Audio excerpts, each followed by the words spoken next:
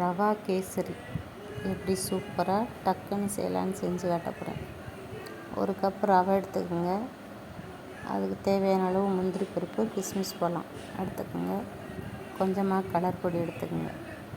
First ஒரு பாத்திரத்தை அடுப்பில் வச்சுட்டு அதில் கொஞ்சமாக நெய் ஊற்றிட்டு அதில் முந்திரி பருப்பை கொஞ்சம் சிவக்கிற அளவுக்கு வறுத்துக்குங்க. சிவக்கிற ரொம்ப கருக விட்டுறாமல் கொஞ்சம் சிவக்கிற அளவுக்கு நல்லா வறுத்துக்குங்க. அடுத்து சிவந்த பிறகு அந்த கிஸ்மிஸ் பழத்தையும் அதில் போட்டு வறுத்துருங்க. அந்த கிஸ்மிஸ் பழம் அப்படியே தொப்புன்னு பலூன் மாதிரி ஊதிடும், நல்லா பஃப்னு வந்துடும். வந்ததுக்கு பிறகு எடுத்து ஒரு பாத்திரத்தில் வச்சுருங்க. வச்சுட்டு அதே நெய்யில் ரவையை கொட்டி வறுத்துருங்க.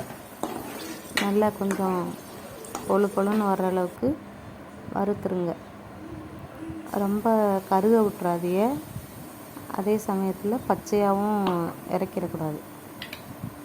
நல்லா வறுக்கணும். நெய்யில் நல்லா பொழு பொழுன்னு வறுத்துடணும். இந்த அளவுக்கு வறுத்ததுக்கு பிறகு எடுத்து வச்சுக்கோங்க. அடுத்து ஒரு பாத்திரத்தில் ஒரு கப்பு ரவைனா 4 கப்பு தண்ணி ஊற்றணும். அதே கப்பில், அதுதான் கரெக்டாக இருக்கும். கூடவும் வைக்கக்கூடாது, குறையும் வைக்கக்கூடாது. கரெக்டாக 4 கப்பு போடணும். ஊற்றி அடுப்பில் வச்சு தண்ணி நல்லா ஹீட் ஆன பிறகு கொஞ்சமாக கலர் பொடி நமக்கு தேவைக்கு தகுந்த மாதிரி போட்டுக்கலாம். ரொம்ப போட்டுறாதீங்க, கலர் கம்மியாகவே போட்டுக்குங்க. அதுக்கடுத்து 3/4 கப்பு ஜீனி போடணும். நல்லா கொதித்து வந்ததுக்கப்புறம் ஏலஞ்சுக்கு கொஞ்சம் தட்டி போடணும்.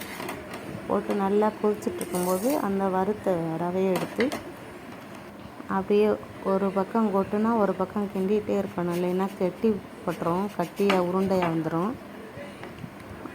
அதனால் ஒரு கையில் கொட்டிட்டு ஒரு கையில் பையை அப்படியே கிளறிட்டே இருங்க. அடுப்பை சிம்மில் வச்சுக்கோங்க. ரொம்ப ஹை ஃப்ளேமில் வைக்காதீங்க, டக்குன்னு கெட்டி ஆயிரும்.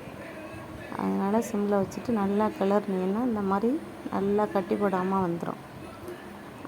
அதுக்கடுத்து இந்த முந்திரியும் திராட்சையும் எடுத்து அதில் போட்டு நல்லா கிளறி இறக்கி வச்சு நீங்கள் சாப்பிட்டு பாருங்கள். சூப்பராக டேஸ்ட்டாக இருக்கும்.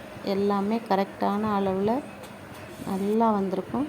நீங்களும் சாப்பிட்டு பார்த்துட்டு எப்படி இருக்குன்னு சொல்லுங்கள். பாய்.